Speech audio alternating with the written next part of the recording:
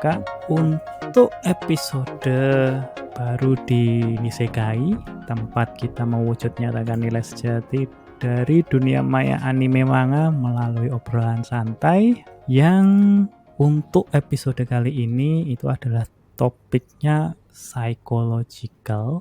Kalau nggak salah ini adalah topik yang dibawa oleh salah satu teman kita, yaitu Kakak Rufi.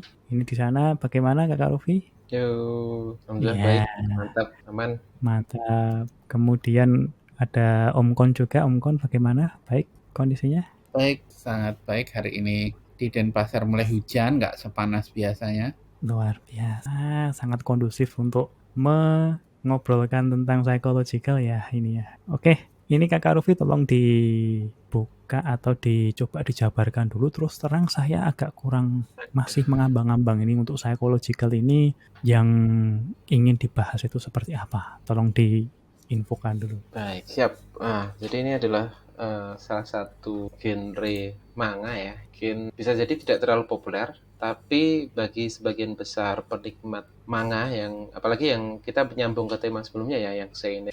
Untuk psychological manga ini bagi sebagian orang malah menjadi salah satu yang favorit, dan mungkin sebagai gambaran psychological manga ini mungkin agak berbeda mungkin dengan manga-manga yang mungkin hampir mirip ya, horor atau detektif gitu ya. Walaupun kadang beririsan juga gitu, horor, misteri, detektif atau puzzle. Walaupun beririsan, tapi kalau di psychological ini dia lebih mendalami karakternya. Bagaimana dia membangun ketegangan seperti itu adalah dari karakternya itu sendiri, dari orang, apakah yang sedang dia kerjakan itu benar atau tidak, apakah siapa karakter lain yang bisa dipercaya seperti itu, atau mungkin terkait dengan moralitas, mana yang benar atau tidak, atau abu-abu seperti yang kemarin kita bahas ya, gray multi. Kemudian yang lainnya mungkin terkait dengan ciri khasnya, kadang itu monolog atau pertentangan batin yang sering banyak, kayak bagaimana dia berpikir itu menyelesaikan masalahnya, itu yang lebih banyak. Dan ini menjadikan psychological manga itu menjadi menarik ya, karena kadang tema-tema di dalamnya itu relate tentang krisis identitas, tentang mengatasi trauma, tentang moralitas, sifat alami manusia gitu ya, nafsu, marah, emosi itu relate gitu kadang dengan pembacanya, sehingga psychological ini menjadi menarik. Dan kadang ketika beririsan dengan genre lain seperti horor, detektif, atau misteri, itu menjadi lebih kuat ini impact-nya, itu dampaknya ke pembacanya. Itu sih yang menjadikan menarik psychological manga, dan kita bahas sesi ini, Kak Sakti. Oke, itu terkait komponen-komponennya lah ya untuk psychological anime manga begitu. Nah, kalau untuk contohnya yang mungkin ada di pikirannya Kakak Rufi itu apa untuk contoh? Ya. Oh, ini ada psychologicalnya nih. Ya, siap. Kalau dari saya sendiri ya menyambung dengan yang beberapa episode kemarin, bahkan yang sebelumnya juga, yang pertama pasti kita tidak bisa menyingkirkan atau kita menafikan karya masterpiece dari Urasawa ya, yang memang secara mangakanya sendiri beliau kayaknya memang ahli di genre ini ya, karena beberapa manga buatannya tuh berkaitan dengan psikologi tapi yang salah satu masterpiece dari Naoki Urasawa adalah yang pertama Monster. Jadi itu satu, Monster. Yang kedua itu yang mungkin yang lebih populer, lebih shonen ya, itu dari Takashi Ubata Sensei, Death Note, juga salah satu manga psychological, action juga ada, atau detektif. Tapi unsur psychologicalnya, bagaimana kira berubah gitu ya, pertentangan sih kadang nggak ada pertentangan batin, tapi lebih ke bagaimana dia menyelesaikan masalah, kemudian bagaimana dia melakukan trik-trik seperti itu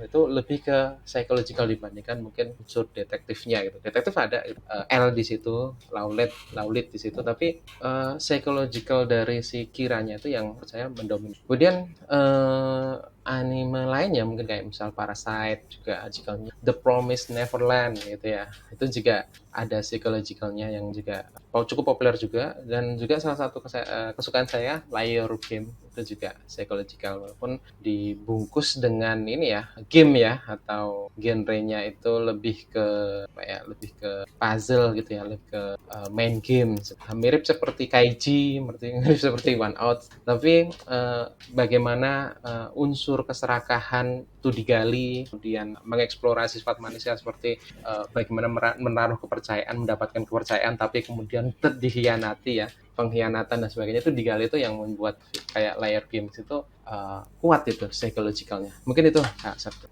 Oke, itu tadi terkait psychological anime manga yang menurut kakak Rufi begitu. Nah, kalau sekarang yang saya penasaran itu misalnya untuk Omkon, kira-kira mungkin ada yang ditambahkan atau mungkin setuju, atau ada yang tidak setuju, mungkin ada yang mau ditambahkan juga terkait untuk psychological anime manga begitu. Silahkan Omkon.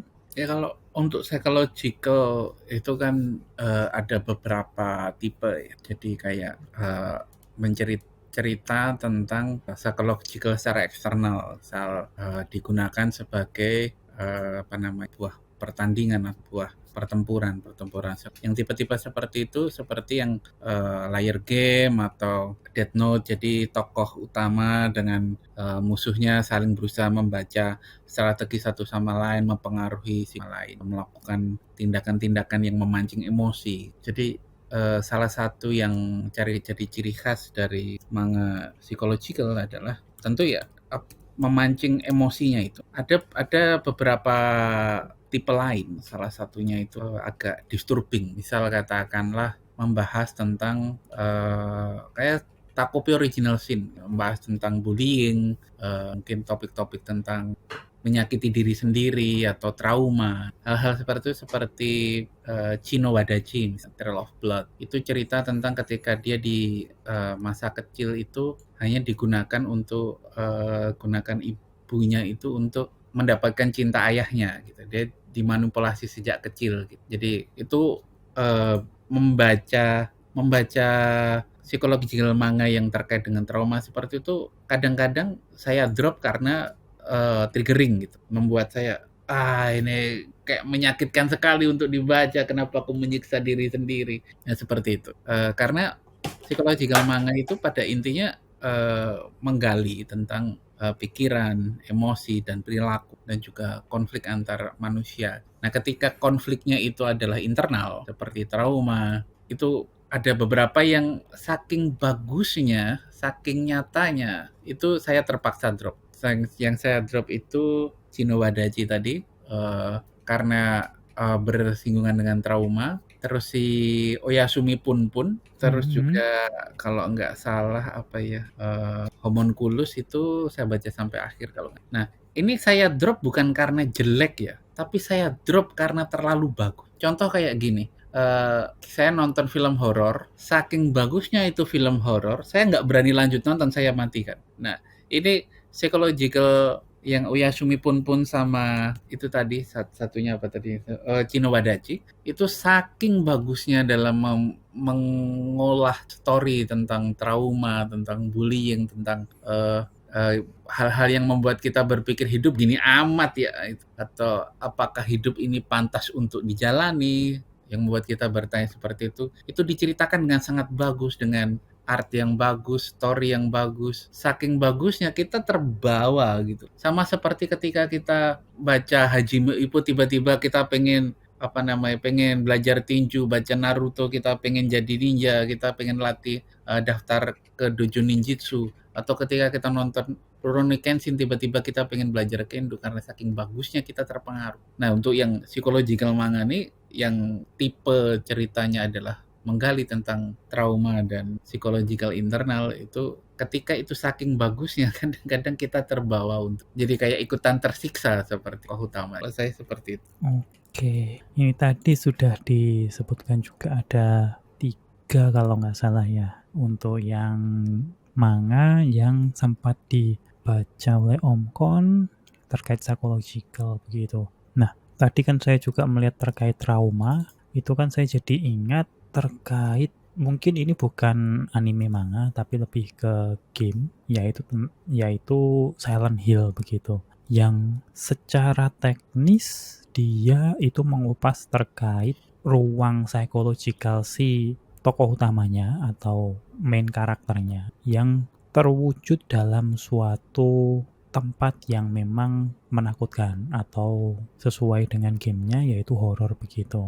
Nah, ini saya merasa untuk psychological ini paling tidak untuk yang mendengar beberapa kesan-kesan dan ciri khas yang Om Kon dan Kakak Rufi sampaikan itu paling tidak mendekati ke bagian yang ada horornya atau thriller begitu. Nah, kalau misalnya dikaitkan ke horor begitu, bisa dibilang ini mungkin adalah satu saudaranya lah atau teman dekat dari yang genre yang fokus ke horor begitu. Nah, kalau misalnya dikatakan seperti itu, kira-kira Kakak Rufi setuju atau mungkin ada yang perbedaannya begitu, Kakak Rufi? Ya, seperti yang saya sampaikan tadi ya, akan ada irisan ya antara psychological ini dengan genre misteri gitu ya, puzzle, kemudian games gitu atau horor gitu ya. Karena memang psychological itu kan dia mengeksplorasi ini ya, bagian dari diri kita gitu ya, bagian diri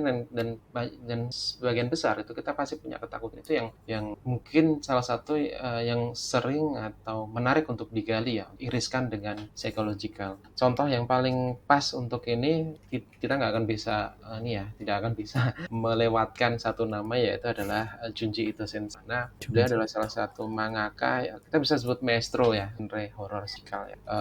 Walaupun sebenarnya label utama dari itu ini adalah horror ya, tapi manga seperti Uzumaki seperti itu tuh kental sekali, kuat sekali psychologicalnya. Bagaimana Junji itu meramu horornya itu bukan hanya sebuah fenomena gaib ya, fenomena spirit gitu ya, atau supernatural gitu loh. Tapi ketika kita membaca Uzumaki ya, itu sebenarnya psychological yang lebih berperan ya, bagaimana dia mengeksplorasi tirophobia gitu ya, ketakutan pada sesuatu hal yang lubang-lubang atau berbentuk sesuatu pola pattern tertentu, itu kan justru malah yang dimunculkan ya. Kalau Uzumaki kan dia ini ya spiral gitu ya, bagaimana spiral itu Spiral. diterapkan pada manusia awalnya sih pada keong seperti itu, kemudian kepada banyak hal yang membuat kita sendiri yang menonton itu bergidik ya. Kalau mungkin apalagi yang punya fobia, tyrofobia itu ya, punya ketakutan pada tyrofobia atau ketakutan pada bagian dalam tubuh seperti itu tuh. Wah, itu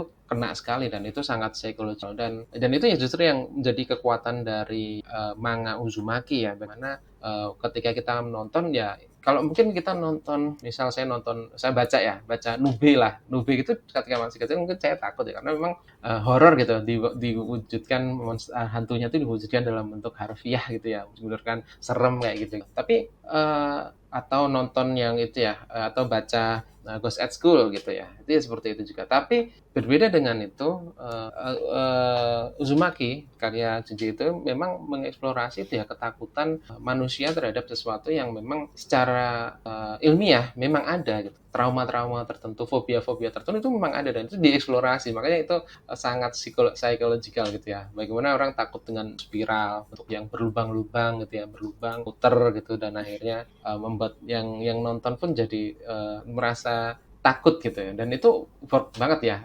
dengan psychological horror karya Junji itu di Uzumaki itu sangat powerful, dan dampaknya itu nggak hanya di dalam ceritanya tapi yang baca pun juga merasa ketakutan. Bahkan kalau saya ingat sampai saat ini mungkin tetap ada jijiknya atau ada ininya lah. Pokoknya intinya membaca Uzumaki sekali aja itu udah cukup lah gitu, jangan baca lagi, karena ini mungkin beda-beda ya. Kadang ada orang yang memang tidak tirofobia tapi ketika bagi orang yang takut akan hati atau punya ketidaknyamanan terhadap sesuatu itu, wah, powerful banget seperti itu, Kak Sakti. Oke, tadi kan Om Kon itu juga sempat bilang ada beberapa manga atau cerita yang dia tidak lanjutkan karena saking bagusnya atau saking membuka psikologicalnya itu sangat kuat lah. Nah, ini kalau Kakak Rufi tadi yang terkait Junji Ito tadi itu, yang Uzumaki itu dilanjutkan atau di drop, Kakak Rufi?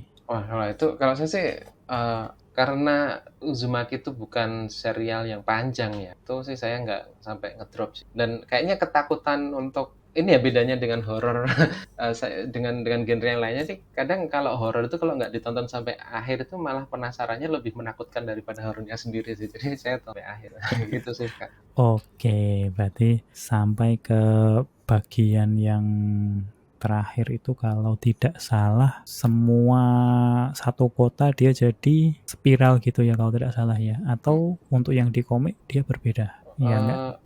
Pokoknya desa itulah sampai semuanya menjadi entitas spiral. Oke. Nah, kalau misalnya Om Kon ini juga sempat membaca juga mungkin untuk yang Uzumaki ini.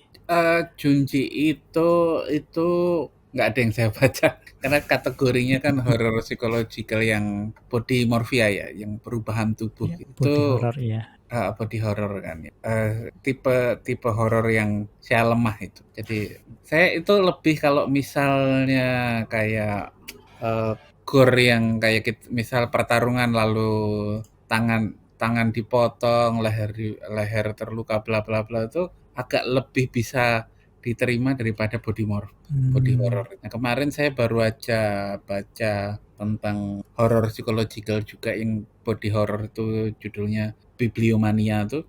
Ya kebayang beberapa hari sampai setelah tamat. Nah, itu yang agak apa ya, yang membuat horor psikologikal itu tipe horor yang termasuk yang saya hindari karena pertama itu tadi seperti yang dikatakan Kakak Rufi adalah kita kalau nggak nyelesain itu rasa terbayangnya itu kemana-mana. Jadi saya cenderung kalau misalnya dia sudah finish, sudah ada endingnya, saya lompat ke belakang baca endingnya gimana sih, sekedar untuk dapat closure. Nah, yang jadi masalah kalau dia lagi ongoing, nah itu yang jadi perkara kan. Nah, itu berat itu.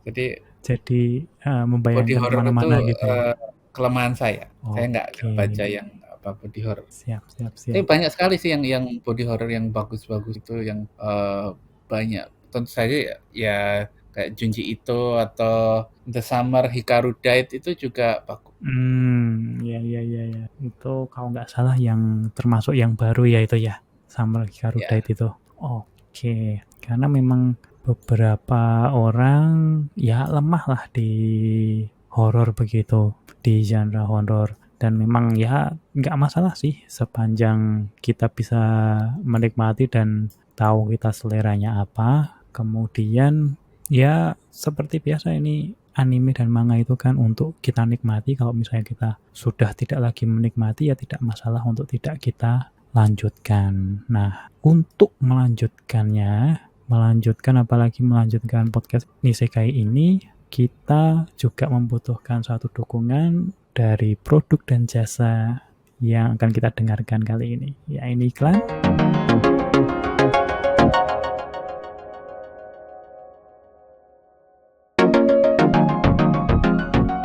Dan kita kembali lagi berawal dari topik psychological, kita sempat mampir ke body horror dan juga horror lah istilahnya begitu ya. Nah, horror ini bisa dibilang kalau saya memikirkan terkait psychological itu bisa merupakan sarana untuk author atau pengarang menunjukkan bentuk yang ada di dalam pikiran orang yang mengalami entah trauma, entah pengalaman buruk di dalam psikisnya dia begitu, yang mewujud di dunia nyatanya dan mewujudkan makna-makna yang mungkin tidak bisa diwujudkan. Itu memang author bisa menggunakan body horror seperti itu. Nah, salah satu juga yang lain itu adalah simbolisme.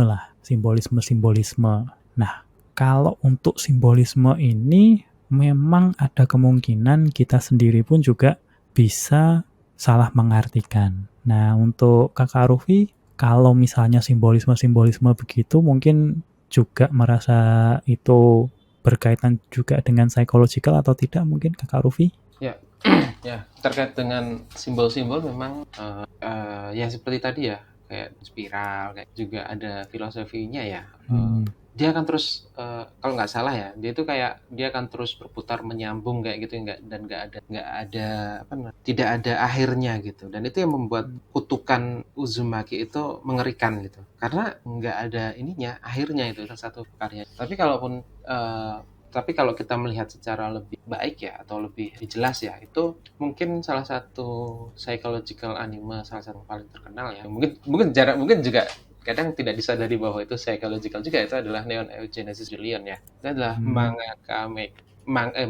anime manga mecha gitu ya, mecha gitu. Tapi sebenarnya dia itu sangat psikologikal sekali gitu ya. Terlepas Hmm. dari mental atau relationship atau sifat atau perang batin si Inji gitu ya. Di dalamnya juga banyak simbolisme-simbolisme yang diwujudkan ya dalamnya gitu. Yang paling jelas adalah simbol-simbol religius ini ya, Kristen gitu ya, salib, tekad, kemudian angel kayak gitu ya, kabalah dan lain sebagainya. Itu yang tombak itu ya, Long ini juga salah satu legenda juga kan, kayak di satu religi tertentu gitu yang memang memainkan peran dalam alur cerita, dan itu memperkuat apa ya, rasa kalau dari saya sendiri ya sebagai yang nonton Evangelion ketika masih SMP ya, malam-malam jam 12 malam di Trans TV itu, saya merasakan semakin tidak nyaman gitu, dalam artian kan ketidaknyamannya kayak ini kok kayak sesuatu hal yang nyata gitu, relate gitu loh. Maksudnya kan unsur-unsur itu kan ada di dunia nyata gitu. Jadi menggunakan simbol-simbol itu untuk memberikan semacam apa ya, konspirasi seperti itu yang semakin memperkuat unsur-unsur psychological dalam Neon Genesis Evangelion gitu. Jadi makanya perang batin, kemudian mentalitas, relationship yang sangat apa ya, sangat kuat dari Shinji itu juga dieksplor gitu kan, bagaimana dia memperbaiki pasca traumanya. Kemudian kalau kita itu kan ada semacam, mungkin dalam tanda kutip ada kompleks gitu ya dengan Rei Ayanami kayak gitu-gitu. Itu jadi apa ya, membuat kita menjadi semakin relate ya, simbol-simbol dan psikologikalnya yang dituangkan sebagai si tokoh utama itu sih. Menurut saya simbol-simbol itu yang termasuk yang tadi Junji itu lakukan, itu memperkuat ini ya, memperkuat apa yang ingin disampaikan dalam film itu. Kalau Junji itu kan berarti memperkuat horor, dan di sini juga memperkuat ke apa ya, keterhubungan atau tingkat relate kita terhadap anime. Itu yang saya tangkap sih Kak. Mungkin tiap orang beda-beda kali ya, tapi itu yang saya. Oke. Nah, menyambung yang tiap orang berbeda-beda itu, kalau Kakak Rufi juga sempat melihat orang lain yang menangkap suatu simbol yang sama tapi dengan penafsiran yang berbeda begitu mungkin?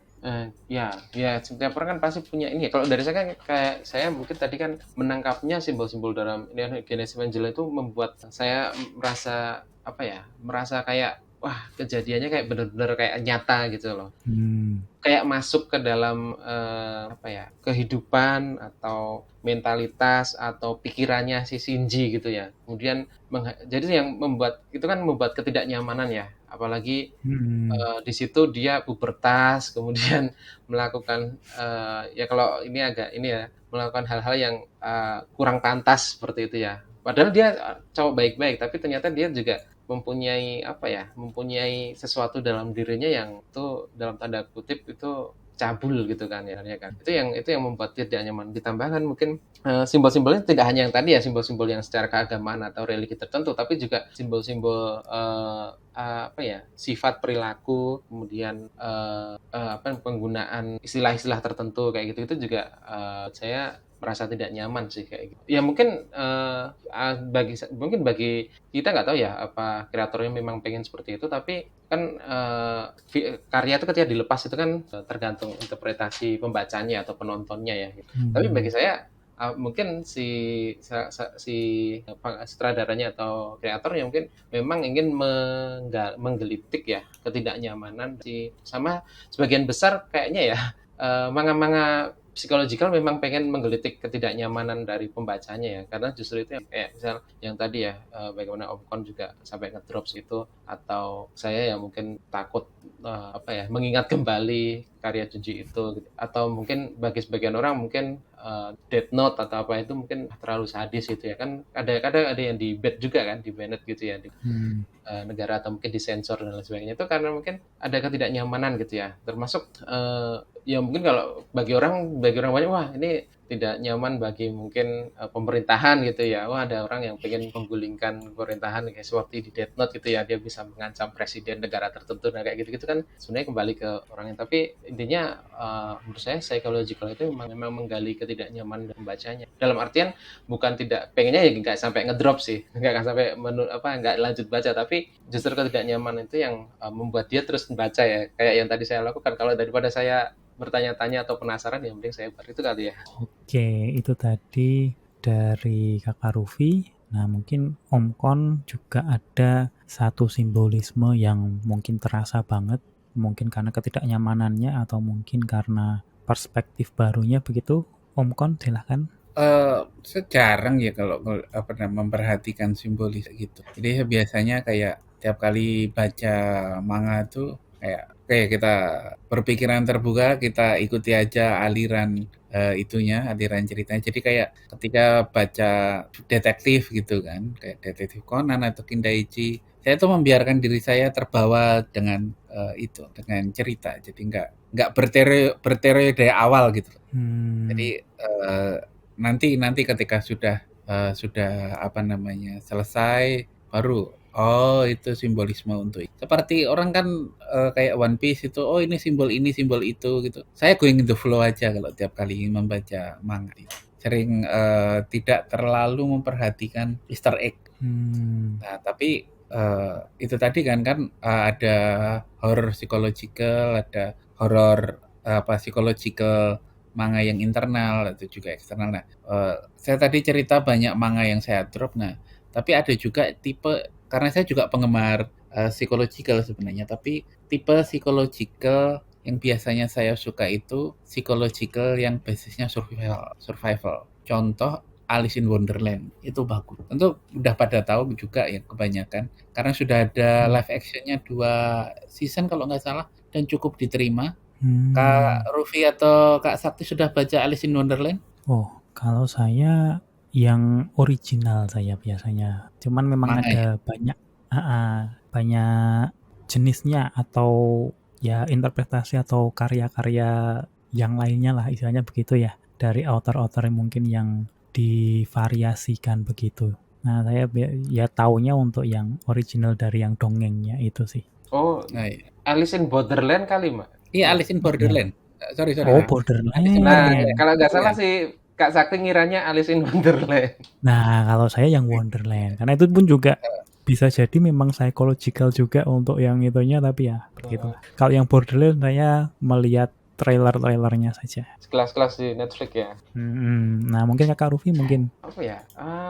Saya sih juga ya nggak ya nonton trailernya terus sekilas-sekilas aja, tapi nggak karena apa ya?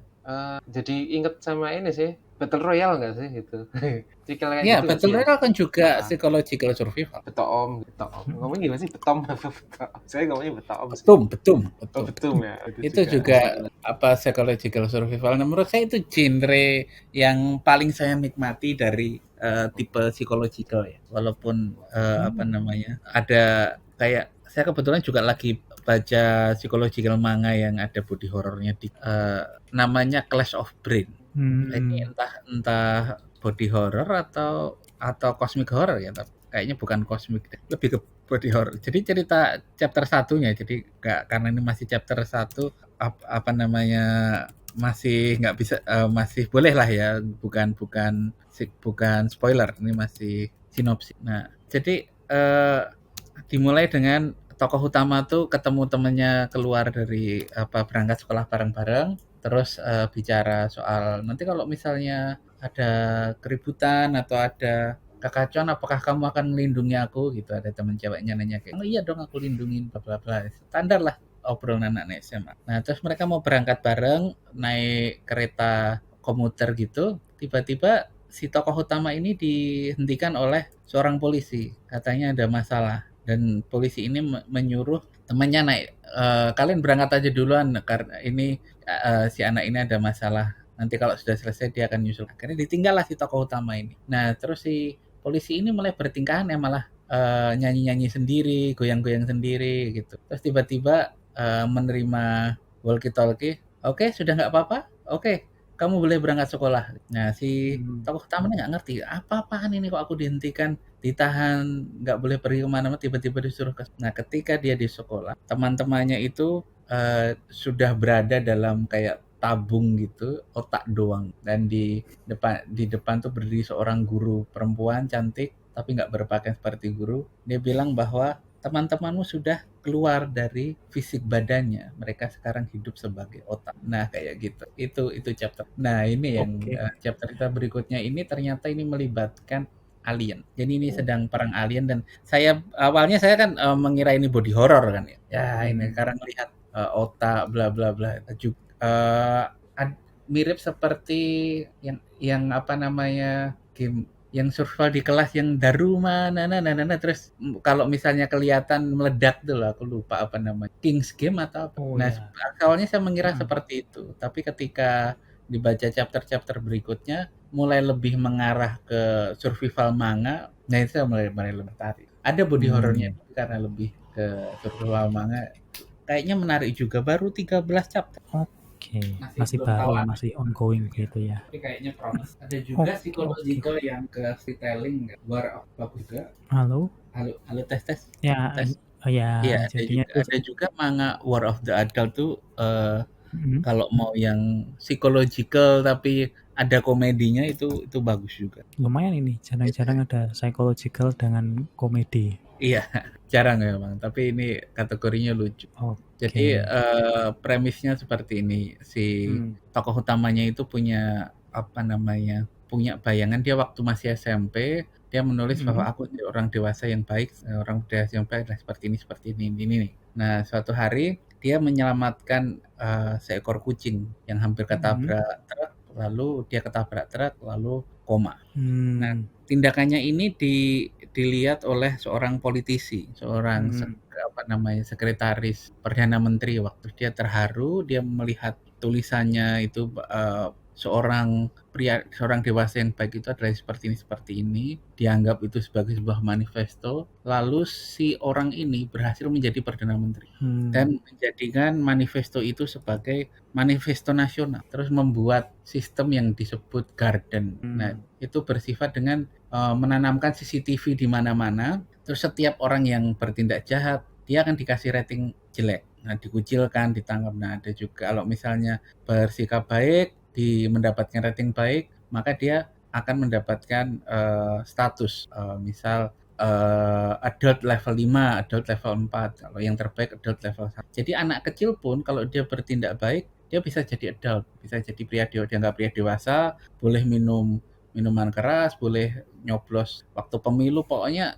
boleh nyetir bla bla bla gitu. Tapi kalau misalnya dia punya rating yang jelek, itu maka mau beli minuman keras aja nggak boleh, mau beli apalagi nyetir seperti itu. Nah, ini terus si tokoh utama yang tadinya koma itu terbangun setelah di umur berapa ya, 25 tahun gitu. Jadi dia komanya cukup lama, dari SMA tahun, terus menyesuaikan diri dengan dunia yang baru itu yang dengan CCTV dan sebagainya. Seperti Fish Out of the Water gitu, tapi psychological dan komedik, menyenangkan untuk dibaca.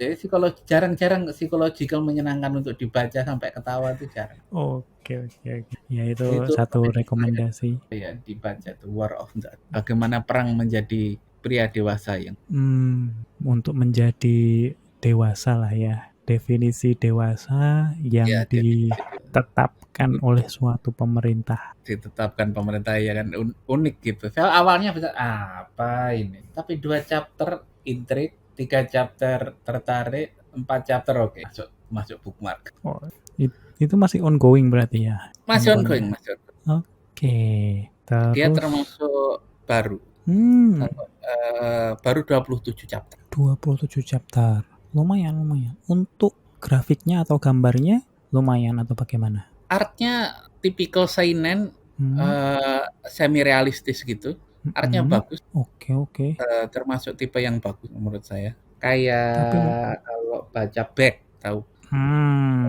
Itu style kayak gitu. Kayak Yasumi pun juga berarti ya? nggak sedetil Oyasumi Punpun sih. Oyasumi Punpun itu detailnya luar biasa. Tapi ya karakternya ya seperti Oyasumi. Oh, berarti di awal-awal masih itu. Tapi terus untuk fish out of the water lah istilahnya gitu ya. Iya. Jadinya mengadaptasi ke kehidupan. Tapi kalau saya sendiri mikir untuk yang tadi sinopsis singkat, harusnya bukankah si tokoh utama itu jadi kayak pahlawan begitu atau orang terkenal begitu di dunia itu? Iya, dia terkenal. Jadi semua orang tahu. Jadi dia apa namanya? Jadi kayak dipuja gitu kan. Tapi orang juga skeptik gitu. Jadi kayak kamu misalnya kayak idola gitu kan, kayak idola orangnya, oh ini yang kita dengar, kayak kita misal ketemu kalau pemain sepak bola ketemu Messi gitu, kita kan dipikiran wah Messi hebat bla bla bla bla. Tapi ternyata apakah dia bersikap profesional ataukah ternyata orangnya judes, orangnya abusive kan nggak tahu kan. Nah, di sini pas dia pertama bangun, semua orang memuja dia, semua orang memuja dia. Wah, ini yang menjadi contoh yang ini. Tapi apa namanya, hal-hal kecil yang kayak misalnya dia pergi ke toko buku, terus dia membaca One Piece, kalau dia, oh One Piece sudah sebanyak ini gitu, dia baca-baca, terus orang komen, kok kamu baca nggak beli? Terus ratingnya diturunin kayak gitu. Jadi memang dimulai dengan dia dipuja, lalu mulai diserang oleh para penonton nih. Jadi pada intinya setiap orang di dunia di cerita ini adalah live 24 jam. Jadi semua ada yang komen. Kalau berbuat baik dapat poin, dapat like. Berbuat jahat lumayan juga ya itu untuk kondisi kehidupannya ya. Dan dia kan koma pada saat di SMP. Sekarang umur 25. Jadi otaknya itu secara psikologis itu dia sebenarnya masih SMP. Fisiknya aja yang sudah 25. Karena kan koma, dia belum berpengalaman, dia nggak tahu cara nyetir, dia nggak tahu ini, nggak tahu itu. Belum pernah minum alkohol. Jadi kayak melewatkan beragam pengalaman yang bisa mendewasakan diri gitulah ya. Tapi kalau misalnya kita di sini di Nisekai tidak bisa melewatkan produk dan jasa yang mendukung podcast ini. Ya, ini iklan.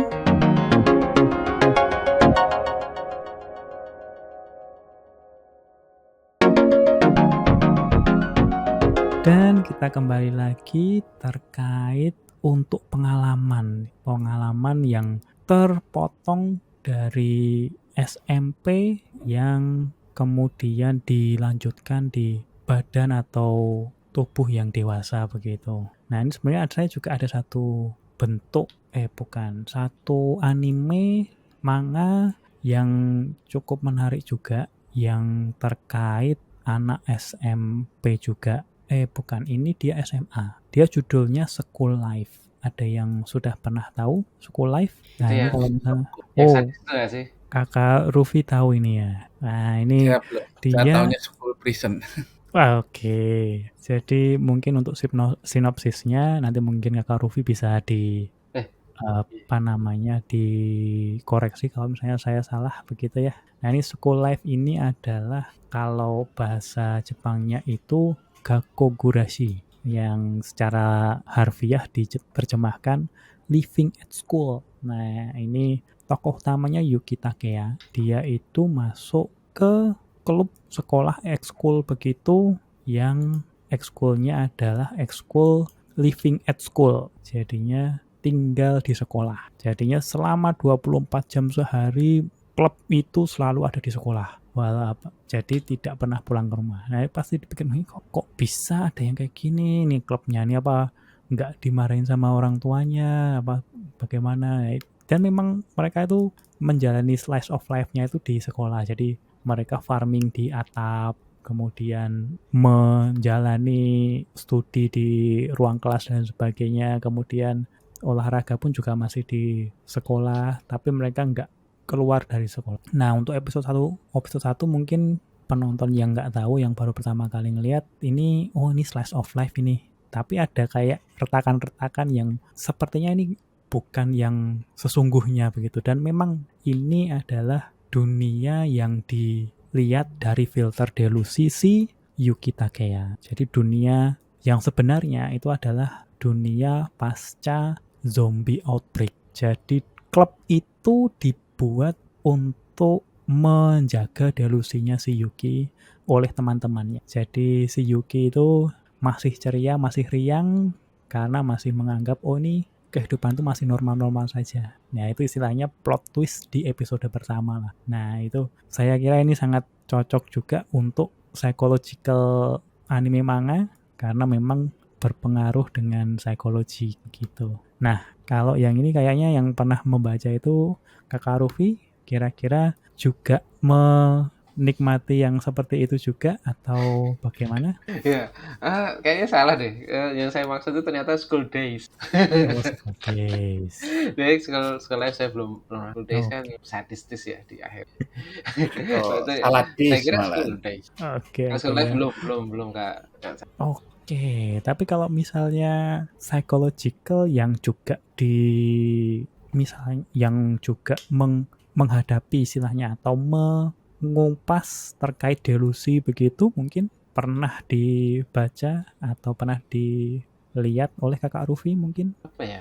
Kalau terkait dengan si atau mungkin yang lain lah, mungkin yang mungkin di Seven sekolah juga Delusion mungkin. misalnya. delusi itu maksudnya apa? Kayak Suzumiya Haruhi gitu juga masuk delusi nggak sih itu? Enggak ya? Delusi Kalau sih. delusinya yang di school life ini kan karena si Yuki Takeyanya ini dia shock. Wah, ini dunia sudah ada bencana zombie. Aku nggak mau melihat kenyataan. Aku akan merepress ingatanku. Jadinya aku pokoknya menganggap ini semua itu nggak nyata. Pokoknya aku menganggap ini dunia masih oke-oke aja, masih normal. Contohnya salah satu. Nah, tapi ya misalnya nggak kepikiran itu boleh terkait yang sekolah misalnya prison school misalnya. Prison School.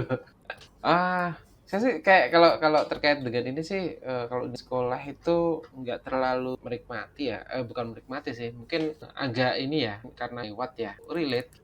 Mungkin dulu ya, mungkin ya, apa namanya, seperti School Days itu kan juga jatuhnya itu kan tahun bawah ya. Tapi kalau yang sekarang itu kayak, saya juga nonton original scene itu juga, ya akhirnya saya juga sih. Gitu.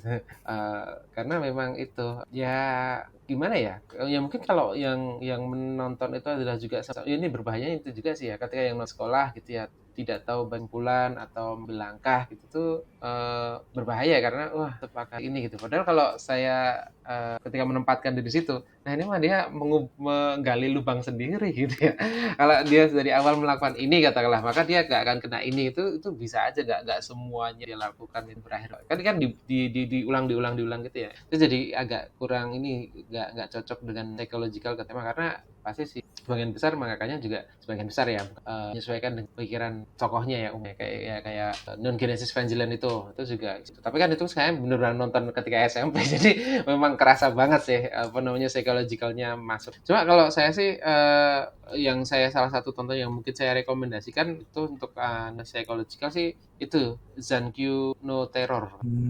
Itu merekomendasikan karena apa itu Kak Rufi? Menarik karena tokoh utamanya itu justru kalau di dalam filmnya jadi antagonisnya. Dia yang membuat teror gitu. Kan biasanya kan dan terornya benar-benar teror ya, benar-benar sesuatu hal yang dalam tanda kutip jahat ya, misal ngebom rel kereta gitu ya. Jadi benar-benar dalam tanda kutip jahat walaupun sebenarnya dia udah mengumumkan duluan sehingga minimal jatuhnya korban seperti itu sudah dilakukan. Tapi terus di sini adalah yang saya tekankan di sini mungkin premisnya menarik ya karena di sini tokoh utamanya justru adalah yang melakukan teror gitu ya teror dan walaupun tetap aja ketika endingnya juga pasti akan ketahuan mereka tidak walaupun di awal di ceritanya juga ya kelihatan sih nggak banget tapi itu menarik sih mungkin saya tidak sepandai menceritakan narasi kayak Om Kon sih tapi itu supaya teman-teman penasaran juga sih Kak. Oke. Nah, kalau Ya kalau misalnya ada satu lagi sih yang mungkin salah satu psychological yang menurut saya lumayan masterpiece ya yang penuh ada plot twist-nya juga adalah Mirai Nikki. Mirai Nikki. Nah Ya ini itu juga endingnya kan juga plot twist kan. Ternyata yang tadinya kita kira oh ini tokoh baik ini, tapi ternyata dia pelakunya. Wah, ya istilahnya ada tanda-tanda kalau ada yang aneh lah paling nggak untuk di awal-awal cerita lah ya. Iya. Tapi untuk psychological, untuk Mirai Nikki memang dia edgy juga lah istilahnya ya itu ya. Jadinya terkait untuk actionnya juga dapat dan Actionnya lumayan juga. brutal juga begitulah. Kalau nggak salah kan dia bikin lagi ya Big Order atau apa itu, yang sebenarnya kayak berbasis sama seperti Mirai Nikki.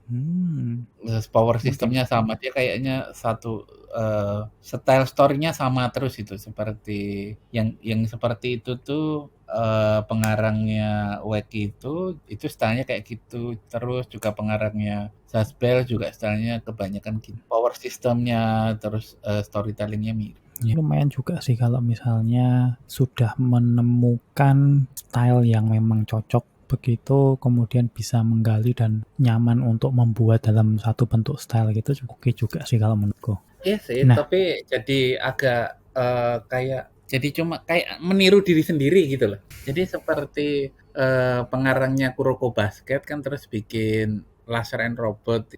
Ketika ketika baca itu kayak cuma ini cuma versi Kuroko cuma golep gitu loh, bukan sesuatu yang baru. Tapi ketika dia bikin Kill Blue, kayak manga tentang apa namanya pembunuh yang jadi anak kecil, itu menurut saya kreatif gitu loh, sesuatu yang berbeda dengan Kuroko, unik.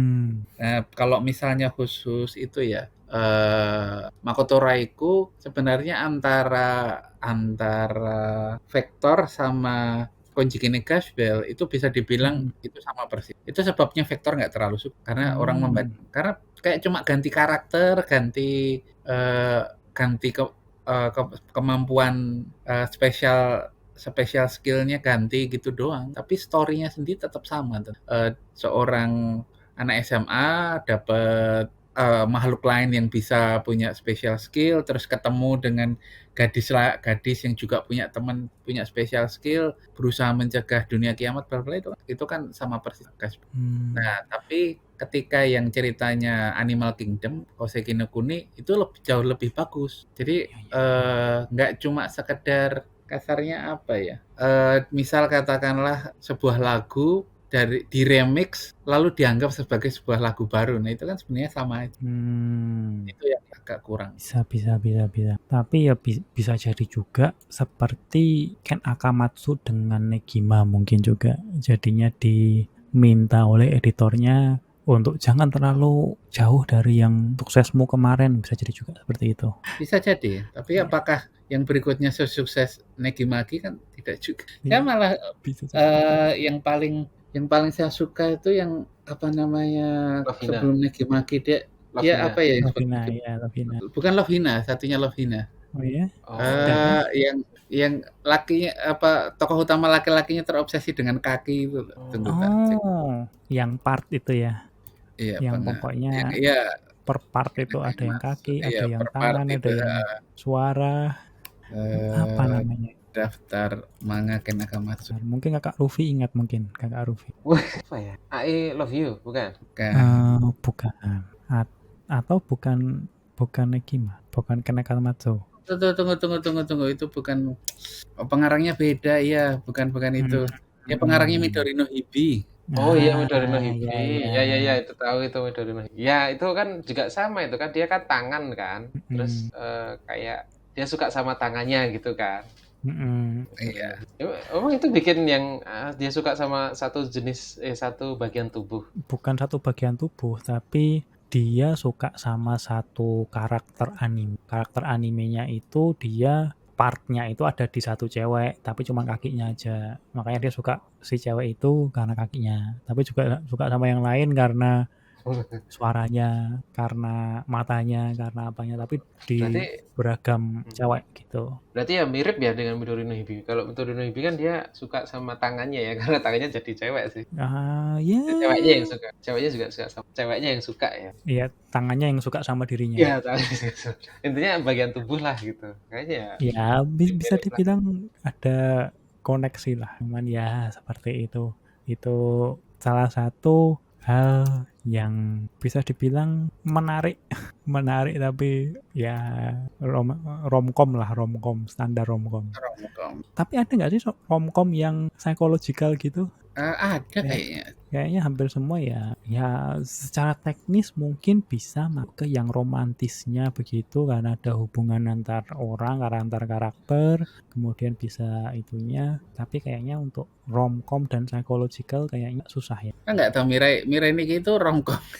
Aduh itu mah apa itu Sundere apa Yandere apa itu ikonnya itu kan ya di Si ceweknya itu ceweknya di ikon. ya memang agak susah kalau misalnya kita tarik ke fokus ketiga itu jadinya ya bukan fokus lagi kalau misalnya 3. Misalnya 2 itu aja sudah cukup kuat lah istilahnya untuk mendasari satu cerita ya kan Dirinya romantic Yandere. komedi atau mungkin komedi psychological itu kayaknya udah lebih dari cukup lah untuk 2 itu. Kalau 3 Ya. kayaknya kurang. Oh saya nih Chobits itu psychological romcom kalau nggak salah Chobits Oh, kalau nggak salah ya kalau nggak salah ya bisa sih. psychological. Sebenarnya Oyasumi Pun itu kan juga ada romansnya.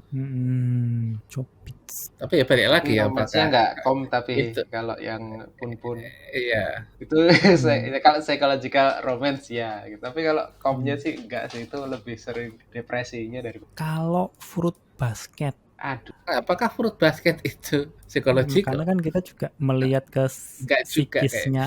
psikisnya orang-orang yang menghadapi kutukannya itu. Kayak misalnya 2 jenis reaksi ibu yang melahirkan anak dengan kutukan. Antara yang benar-benar protektif atau yang menolak sama sekali. Nah itu kan bisa dibilang menggali terkait psikologi. Kita Aku nggak melihat ke itu sih sisi yang Kak, itu. nggak ngelihat Fruit Basket sebagai psychological sih. Soalnya kan kita hanya itu bagian dari plot gitu, tidak menggali apa namanya psikologi dari masing-masing karakter kayak kenapa misalnya si ceweknya lebih milih karakter A daripada karakter B. Nggak itu ya, cuma masalah selera ya gue suka ini gitu. Menurut saya nggak di karena tidak ditelaah gitu sifat Tidak ditelaah. sifat why. Jadi kayak misal katakanlah reaksi si ibu ada yang ketika anaknya dapat kutukan ada yang merasa bangga, ada yang merasa sedih. Nah, tidak dieksplor kenapa bangga, kenapa sedih ya. Ya cuma bangga aja, ya sedih aja gitu. Ya, misalnya enggak Fruit Oke. Basket enggak kayaknya. Ya, bisa walaupun bisa menggali terkait karakter, mungkin ya abu-abu lah terkait untuk psychological-nya. kalau Klanat itu psychological juga ya. Klanat, aku belum pernah deh kalau Klanat itu. Soalnya Mungkin ada Om itu pernah. Om kan Klanat udah pernah nonton. Belum. Jadi Klanat, Code Geass itu salah satu yang enggak tonton. Karena Klanat itu aku sih itu ya, dia drama sih drama. karena Oh, keterbatasan waktu aku tuh sekarang manga only ya. Manga Kecuali ya karena hanya beberapa yang masih tak tonton kayak One Piece dan karena buat nonton itu kan harus ada alokasi waktunya gitu loh. Sehari mentok ya 1 jam 1,5 jam gitu. Itu berarti cuma tiga macam episode per hari. Itu pun mentok gitu. Kita nggak setiap hari bisa nonton kan kehidupan yang begitu padat. Tapi ya itu tadi ending-endingnya kita harus memilih gitu. Mana yang kita tonton, mana yang sesuai mood gitu kan. Kita nggak pengen habis dimaki-maki bos, habis itu nonton Takopi original scene. Aduh rasanya pengen nyemprot baygon. betul. Iya kan. Tapi kita nonton yang lucu-lucu gitu kan. Nonton One Piece, nonton Dadadan gitu. untuk menyeimbangkan mood lah ya. Iya, betul. Oke, ini kayaknya untuk psychological sudah panjang lebar kita coba bahas. Mungkin ada tambahan untuk terkait nilai-nilai yang ingin Kakak Rufi untuk tonjolkan terkait menikmati anime manga psychological. Mungkin ada tambahan Kakak Rufi? Ini closing bukan? Iya, kita Oh, belum. bridging dulu dong. Siap. Makanya saya itu kan ada yang tambahan terakhir atau enggak. Nanti habis ini Om Kon. Kalau dari saya sih terkait dengan psychological itu ya kita harus bersiap sih. Kita harus ya tadi seperti yang disampaikan kita tidak bisa kita sendiri itu penting. Ketika kita bisa kecuali mungkin untuk beberapa manga yang cikalnya itu ada tapi tipis ya. Oke lah. Tapi kalau enggak ya kayak yang terlalu depresi kayak ya pun atau scene bahkan horor itu ya kayak ya itu kurang cocok kalau kita dalam kondisi mood yang kurang. Jadi intinya adalah kita tetap ya menjadi manga itu kan untuk mati dan dan fun lah ya. Sesuaikan, ketika kita bisa menyesuaikan dengan itu adalah salah satu genre yang tidak menarik tapi memuaskan sobat. Mungkin itu Kak Sang. Oke, nah itu tadi Kakak Rufi coba tonjolkan untuk dalam menikmati anime manga psikologi. Nah, kalau misalnya Om Kon mungkin ada tambahan nilai Kakak Om Kon ingin tonjolkan begitu? Ya, manga psychological itu banyak tipenya ya, Mas. Ada yang seperti full psychological only kayak Monster itu kan full psychological only gitu, nggak ada horornya, nggak ada fightingnya. Itu juga cukup menyenangkan untuk kebanyakan manga-manga psychological itu penuh dengan plot twist seperti tropes unreliable narator yang tidak bisa dipercaya itu sering dipakai, dan itu membuat kita loh ternyata kayak gini ya, penuh dengan kejutan. Kalau pembaca ingin membaca sesuatu yang unik, penuh dengan kejutan dan kadang-kadang mind blowing, psychological manga itu pilihan yang, jadi kalau misalnya lagi bosan ini kayaknya cuma adu power level, adu kekuatan, terus tiba-tiba dapat skill, tiba ada training arc atau apa, coba baca psychological manga. Di psychological manga tuh nggak ada training arc, nggak ada Dr. Tenma itu latihan dulu sebelum ngejar siapa namanya itu musuhnya, Johan Lippert. Nggak ada kan, nggak ada training arc, nggak ada ketemu master ini, nggak dapat senjata baru atau apa haki ya. Psychological manga biasanya kita story-nya itu tentang ya apa yang kamu punya sejak awal, ya itu yang digunakan. Dan itu salah satu yang membuat saya jatuh cinta dengan psychological manga itu adalah sering sekali tokoh utamanya itu punya keterbatasan dan pengarang ceritanya mampu membuat si karakter utamanya ini sukses dengan apa yang dia punya secara quote dari film Troy. Jadi ketika si Achilles itu sedang dirayu oleh Odysseus untuk ikut perang, Achilles tidak mau. Tapi keponakannya Achilles, keponakan sayang Achilles itu dia pengen banget perang. Jadi dirayu sama Odysseus, perang yuk, ayo kamu akan mendapatkan kejayaan gini. Akhirnya berangkatlah perang, dan mau nggak mau Achilles harus berangkat untuk menjaga keponakannya, dan dia mengkritik Odysseus karena menipu keponakannya. Dia mengkritik dengan bilang, jangan gunakan mulut kotormu untuk menipu ponakanku. Odysseus menjawab, Tuhan, dewa-dewa memberimu pedang dan dewa-dewa memberiku mulut. Kita hanya bisa bermain dengan apa yang diberikan dewa. Jadi si Odysseus itu emang cuma pintar ngomong, tapi ya dia sukses jadi raja gara-gara dia pintar ngomong. Nah itu yang sering terjadi di manga psychological adalah ya kita hanya bisa bermain, hanya bisa berjuang dengan apa yang diberikan Tuhan kepada kita. Jadi tidak usah ya kalau misalnya aku punya orang tua yang lebih sukses, lebih baik, aku akan lebih sukses, atau kalau aku misalnya punya teman yang lebih baik, aku akan lebih sukses. Enggak, semuanya itu ada di diri kita. Harus memaksimalkan itu saja. Oke, ya itu tadi terkait nilai yang ingin ditunjukkan oleh Om Kon. Ya, terkait untuk topik psychological anime manga, ya inilah kira-kira nilai sejati yang menurut kami cukup menarik untuk diobrolkan. Dan juga ada penasaran juga, apakah kalian juga tertarik dengan tema anime manga psychological? Apakah ada hal yang menurut kalian kurang pas dari obrolan-obrolan yang sudah kami lakukan tadi ini? Mungkin ada judul yang ingin kalian rekomendasikan? Tolong tulis di komen di bawah. Tapi untuk sekarang, terima kasih sudah menemani kami mengobrol, and we hope you have a great day.